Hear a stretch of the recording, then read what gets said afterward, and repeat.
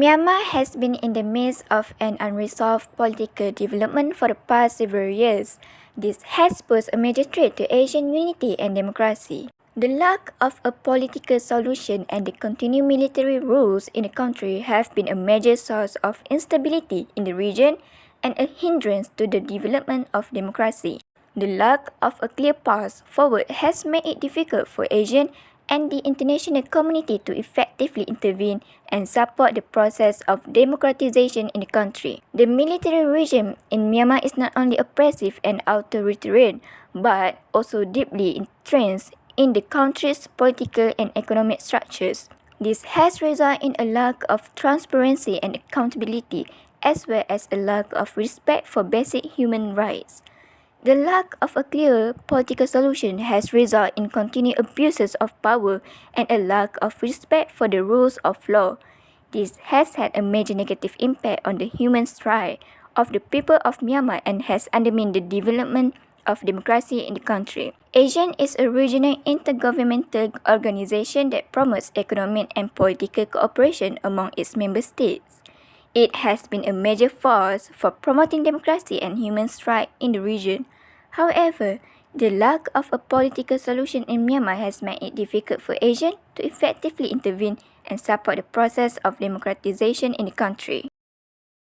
Myanmar, known as a country in history itself, consists of a population of Tibeto-Burmese speaking in northern Burma and the Mon Empire in southern Burma. Theravada culture as well as Buddhism become dominant in Myanmar. The instability in Myanmar's politics occurred due to variety events in Myanmar ever since 2007. In 2010, the elections in Myanmar were on hold because the community did not believe as they are not entirely focused on efforts to uphold democracy in Myanmar. Aung San Suu Kyi was released on November 13, 2010. There has been the new spirit in bringing Myanmar to a democratic country, and it also got supported by the foreign community. There is Clinton, who also has another agenda other than strengthen the ties between the two countries. In 2017, the foreign was shocked by Suu Kyi's actions that neglected the minority of Rohingya that has been living for ages in Myanmar, and the community also have deep prejudice against this ethnicity. A theory that can be related with this issue is realism, because Myanmar's community is still under military regime control and still cannot point out their voice for their life. In conclusion, Suu Kyi's government record is still very mixed, with national economic growth that is still far from expectations and ongoing armed clash for decades with the ethnic minorities who demand to be granted special autonomy. The coups that took place in Myanmar has seen different reactions among Asian leaders. Philippines, Thailand and Cambodia have viewed as a domestic problem and did not comment further about it, while Malaysia, Indonesia, Singapore expressed deep concern, strive for peaceful solution. On the other hand, Vietnam, Laos and Brunei have not issued any statement. On this issue, Indonesia is more vocal because they have been through it before. So Jakarta asked all the parties in Myanmar to exercise restraint and constructive dialogue instead of Asian confronting and blaming Myanmar current military regime leadership. Then, ASEAN has been criticized for issues related to Myanmar due to Asian principle to not interfering in domestic affairs. In general election in 2020, it's not the best interest for Myanmar people to participate in direct and free democracy without pressure from the military regime.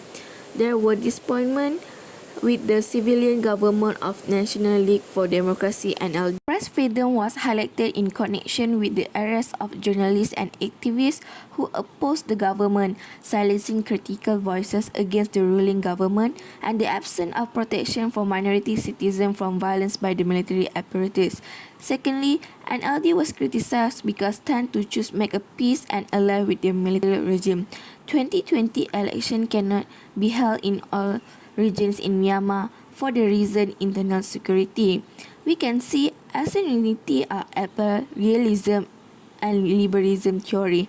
This is because realism can be seen when Myanmar arrests the journalists and activists who oppose the government because they want to stay in power to ruling the country, while liberalism can be seen when Malaysia, Indonesia and Singapore expressed their concern to the issue and want to peaceful solution without bloodshed.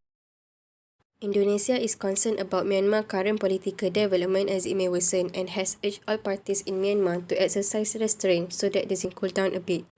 In early November 2020, Myanmar had election for the second time during the era of civilian government. One of the elements to measure democracy in a country is organising regular election every 5 years. On February 12, 2021, Myanmar military coup leader General Aung Hlaing has urged the Myanmar people to cooperate with the military junta if they want democracy. Some Burmese citizens and the international community have absolutely no sympathy for General Hlaing's call. The theory that can be related to this is realism. In general, in developed countries, the issues such as the guarantee of freedom of expression and speech is no longer the only basic fundamental problem. However, still other issues that pose a threat to the sustainability of democracy. The Myanmar military coup led by General Min Aung Hlaing is totally unjustified and has violated international norms and law and threatens ASEAN unity. The international community hopes for stability and domestic security, protection for the Rohingya ethnic minority and bring economic prosperity to the people of Myanmar. Therefore, the lack of a political solution in Myanmar has had a major negative impact on Asian unity and democracy, the human rights of the people of Myanmar, the economy and the region's security.